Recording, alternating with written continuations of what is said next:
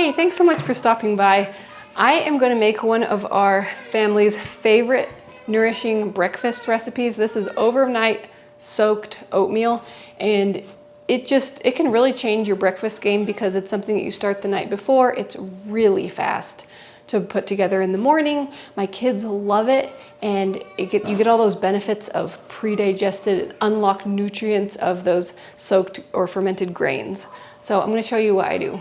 So last night in the evening before going to bed, I pulled out my oats and I got my saucepan that I want to cook them in.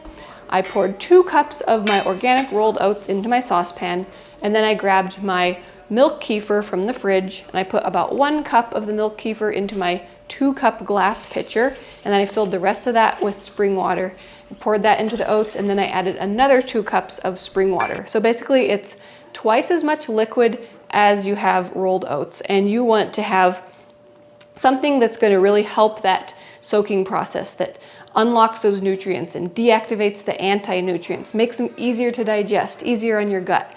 So you want something that's probiotic if possible, acidic. So you can use things like diluted lemon juice, diluted apple cider vinegar, but my favorite are probiotic things. It could be whey, it could be homemade yogurt, it could be homemade kefir. So I'm using the homemade milk kefir this time. And you could do all kefir and all oats, but you end up needing to add some water. So I go ahead and just do it with kefir and water from the start. So 1 cup kefir, 3 cups water to 2 cups oats. And then once that is all together, then I go ahead and just put my saucepan on the counter with the lid on, and it gets to sit there overnight until I'm ready to cook them in the morning. Now this morning, I am ready to go ahead and cook these. So I'm going to grab my pan and bring it over to the stove, and you can see that they are just they've absorbed a lot of the liquid, but not completely, and they are ready to cook. So I'm going to start by just turning them on high just to bring them up to that initial boil.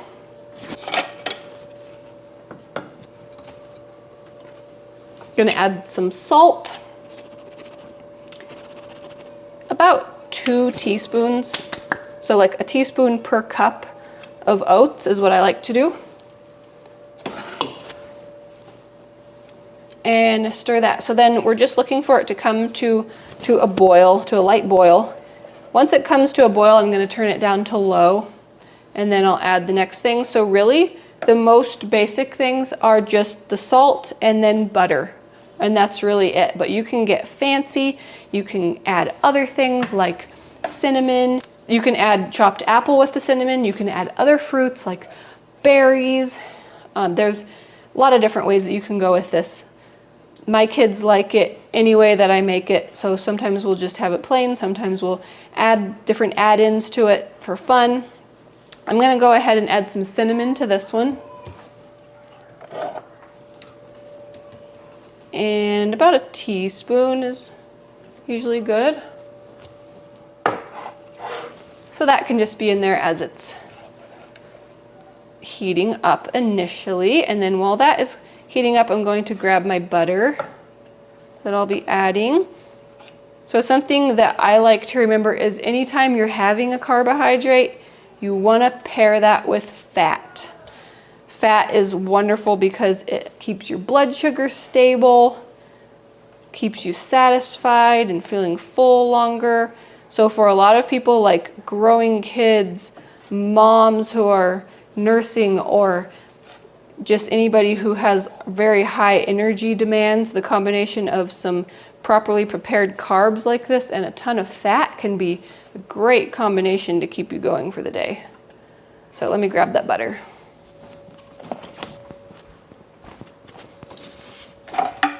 So I have my butter here. It comes in a big 2-pound stick. So I'm going to cut that in half.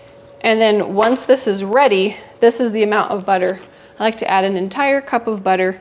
Animal fat is just so important. It's so helpful. It's so needed.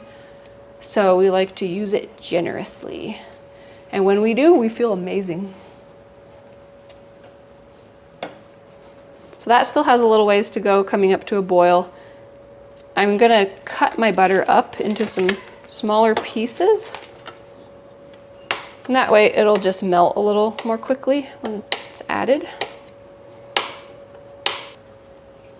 While it is getting closer to coming to a boil, I do like to stir it occasionally and maybe a little more frequently as it gets closer to a boil. That way the bottom doesn't stick at all.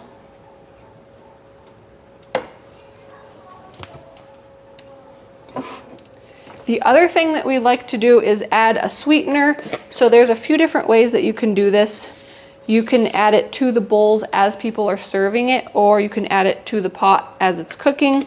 I like to add it to the pot as it's cooking because it saves us a step later when we're dishing it all up and serving it, which can be really helpful for like a busy school morning. And then I like it also because then I can very easily control the amount of sweetener that is being included without having to get in discussions and things about it with each child as it's being dished up. So that's why I like to do that. But when we add the butter, I'll also add the sweetener. So I'm going to be adding this sucanat. So it's like a dehydrated cane juice with nothing removed. It has all the vitamins and minerals included. So it's like the most whole form of sugar that there is. You could also do maple syrup, something like that. We're getting pretty close here, but I'll add this at the same time that I add the butter. And then once we're at this point where when you let it sit still for a little bit, it's just starting to bubble. We'll see if it will show us. Yeah, see how it's just starting to bubble. That's a really good place to just go ahead and turn it down to low. And once we've turned it down to low, it's really cooking, it's becoming thicker. That's when we add the other things like butter.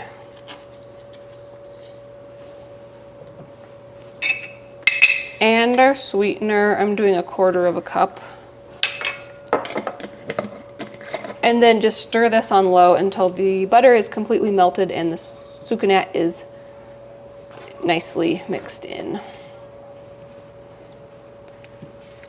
If you're adding fruit like apples where you want them to have a little bit more of a cook time, I will add those at the beginning.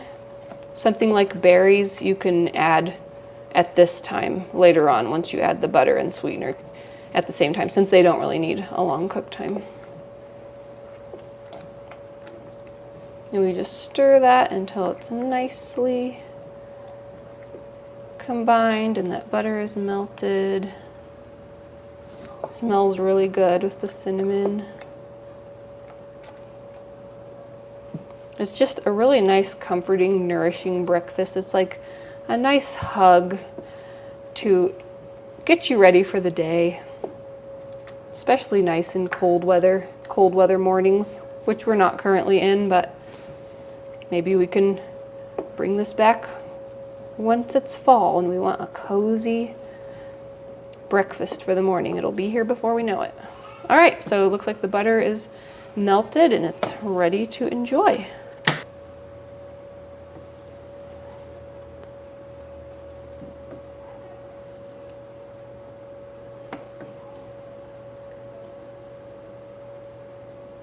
And then we will also enjoy this with some raw milk or cream drizzled on the top as well. And then it is ready to have and enjoy. So I hope that you enjoyed this. My kids love it. So if you're new to making soaked breakfast cereals, I hope that this was helpful to just see the process. If you did like this video, if you give it a thumbs up, that would mean a lot to me. Hope you enjoyed it. And if you enjoy videos about nourishing recipes and from scratch living, make sure to stay tuned for more content of what all I'm making in my farmhouse kitchen. Check out the description box to links for things that I've made for you guys. There are free ebooks and a bunch of other things down there. Thanks so much for watching, and I will see you in the next video. Bye.